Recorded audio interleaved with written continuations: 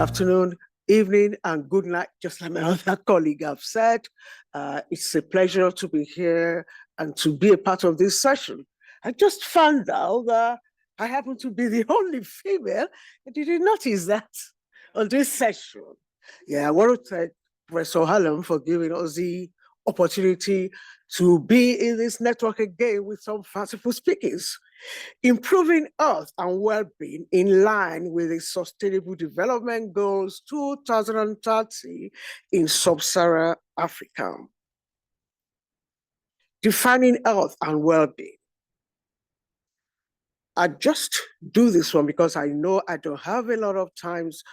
The World Health Organization, WHO, definition links health explicitly with well-being and conceptualizes health as a human right that requires physical and social resources to achieve and maintain. Well-being refers to a positive rather than neutral state, framing us as a positive aspiration. Yeah, I've got the introduction here, but I've skipped it to go straight to the obstacles to achieving healthcare and well-being in West Africa, with a focus on Nigeria and Ghana. West Africa, we say, faces immense challenges in ensuring acceptable healthcare and promoting good mental health. The healthcare system in this region is inadequate, resulting in heightened levels of anxiety and depression when compared to areas with robust healthcare infrastructure. Notably, individuals in this region are afflicted by a spectrum of mental health conditions extending beyond anxiety and depression. For instance, about 40% of Nigerians live in poverty, in social conditions that create ill health, and with the ever-present catastrophic expeditions from high out-of-pocket spending for health. And what does that mean? It means that even those that do have access to health care cannot even afford it. So you find out that at the time people are visiting hospitals, they can't even afford a malaria injection or a typhoid fever tablets. And what happens to them? They die because of poverty. The National Health Insurance Scheme was implemented in Ghana to alleviate the financial impediments that hinder individuals' access to high quality care. As of 2019, approximately 12 million individuals were actively enrolled in the NHIS. And as of 2021, nearly 70% of Ghana's population benefited from health insurance coverage. Talking about the obstacles to health and well-being, we want to go into cultural beliefs and healthcare practices in West Africa and what is slowing it down. Sustainable Development Goals 3 talks about good health and well-being. But what are the challenges, the obstacles that are in the way of achieving these before 2030?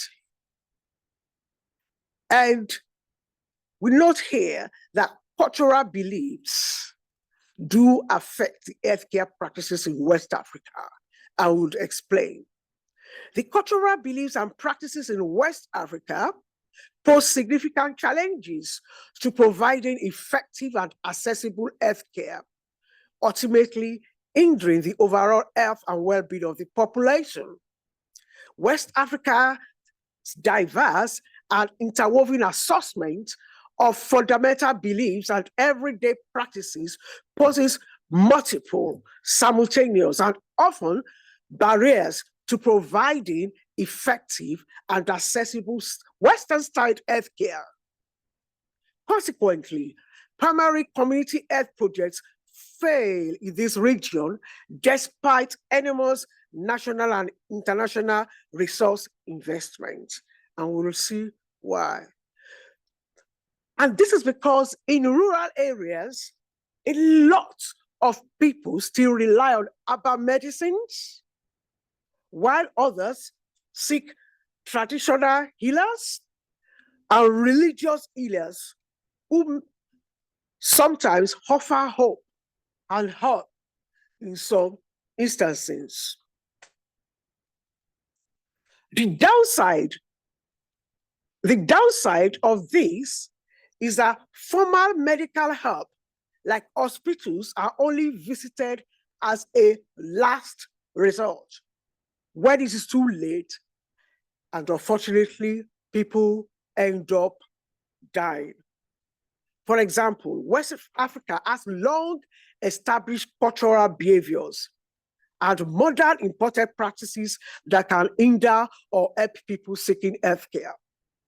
We'll recall to late 2019 to 2020, the COVID epidemic visited every country, every region, and every continent.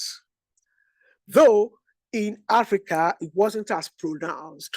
But even then, when there was an opportunity to take the vaccines, a lot still rejected vaccines. They were suspicious of those vaccines. They didn't want to take them. And they resorted to some herbal medication that should they have that. Leadership and governance is another problem. Sustainable development goal, which says zero hunger. Because ending hunger is part of what political leadership should be aiming at. And that's one of those things that they do promise, that when they come into power, we're going to end hunger, we're going to achieve food security, improve nutrition, and promote sustainable agriculture. Leadership and governance play pivotal roles in shaping the infrastructure and efficacy of national healthcare system. Despite similarities in economic challenges between Ghana and Nigeria, there are still public concerns. These countries present a fascinating case study on how leadership imparts access to medical services. One of these is the fact is that there are very minimal investment in hospitals services, including the quality of care.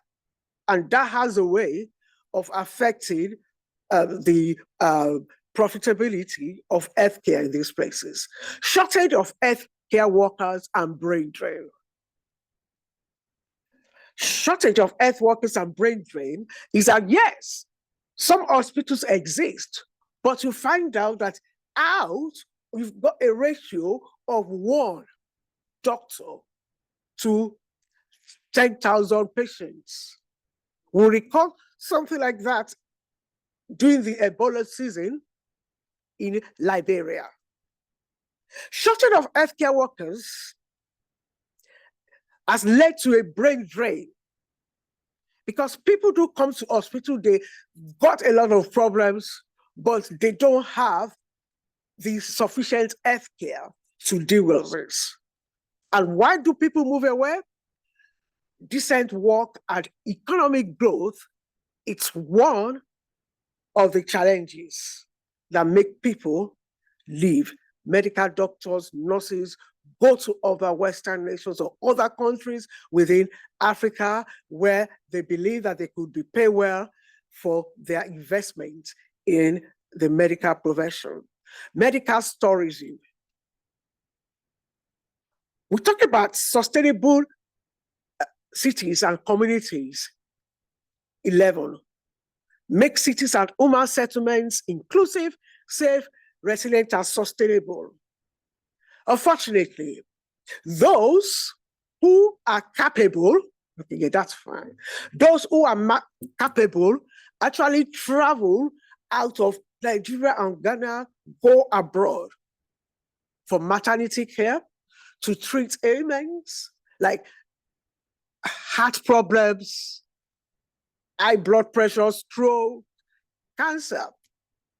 And so, because a lot of the people that are rich do this, they actually has an impact on the investment in these countries. Counterfeit drugs. Just as there are counterfeit drugs, there are also counterfeit injections. And because there are counterfeit injections, you find out that it's difficult to know the difference between those that are genuine and those that are fake. And what was the effect of that? We've seen people who have been given fake injections who have died. And it's only later on that we find out they were killed by the system due to these counterfeit drugs. In conclusion, how can we move forward despite all these obstacles? Adapting comprehensive, accessible healthcare system is essential for Nigeria and Ghana as the first step towards achieving the Sustainable Development Goal 3 of the 2030. The World Health Organization says 70% of Ghanaians still lack access to essential drugs, and these are primarily people living in highly rural areas. And these are setbacks that must be overcome on the journey to the Sustainable Development Goals. An increase in healthcare infrastructure funding. Remember, we talked about leadership and governance. So we're talking about government funding this can provide a significant number of hospitals with more modern medical technologies and a sufficient number of well-trained personnel to use these systems. And it's not just only well-trained, you're not just training them, you're also paying them salaries that is commensurate with the work they are doing and also with inflation.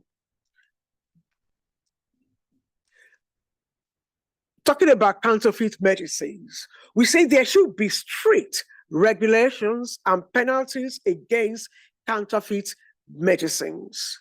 Local determination in this can lead to healthcare institutions, volunteer organizations, or community leaders taking the initiative to spread awareness and push the needed change, even in rural areas, talking about the dangers of this. These countries can build more resilient healthcare systems by implementing modern health informatics solutions, making more significant financial investments, and developing culturally sensitive programs. And that means in the language that people understand. Finally, the key to long-term success is personal and community-based engagement between the health system and the people it serves. Thank you.